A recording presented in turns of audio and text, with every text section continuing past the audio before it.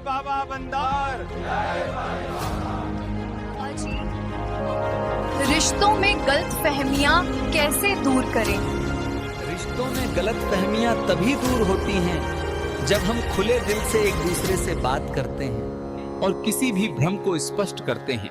संवाद और समझ से हर गलतफहमी का समाधान निकल आता है। दुखी मन को शांत करने के लिए ध्यान और आत्मचिंतन सबसे प्रभावी उपाय हैं। भावनाओं को समझकर उन्हें स्वीकार करते हो तो मन धीरे धीरे शांत होता है। साथ ही सकारात्मक सोच और सही दृष्टिकोण अपनाना भी जरूरी है। दोस्ती में विश्वास न केवल एक अच्छा संबंध बनाने के लिए बल्कि ये हमारी आत्मा की शांति और समृद्धि के लिए भी आवश्यक है। जब दोस्त एक दूसरे पर विश्वास करते हैं तो उनका संबंध और भी गहरा और मजबूत हो जाता है। जीवन में कोई उद्देश्य नहीं लगता तो ये मानसिक स्थिति होती है जिसमें हम अपने भीतर की शक्ति को भूल जाते हैं। हमें अपने दिल की सुननी चाहिए, अपनी आत्मा से जुड़ना चाहिए और अपने उद्देश्य को फिर से खोजना चाहिए। जीवन का उद्देश्य केवल बाहरी परिस्थितियों से नहीं बल्कि हमारे भीतर की आत्मा की आवाज मिलता है।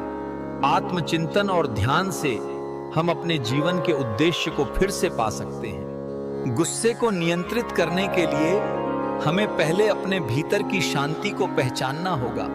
जब हम शांत रहते हैं तो गुस्सा स्वयं ही कम हो जाता है।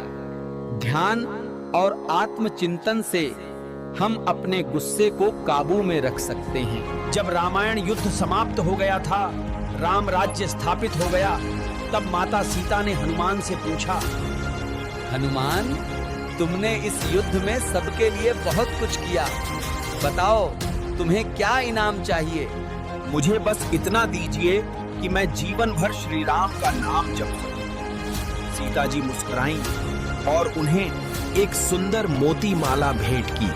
हनुमान ने माला को ध्यान से देखा और फिर एक एक मोती तोड़कर देखने लगे।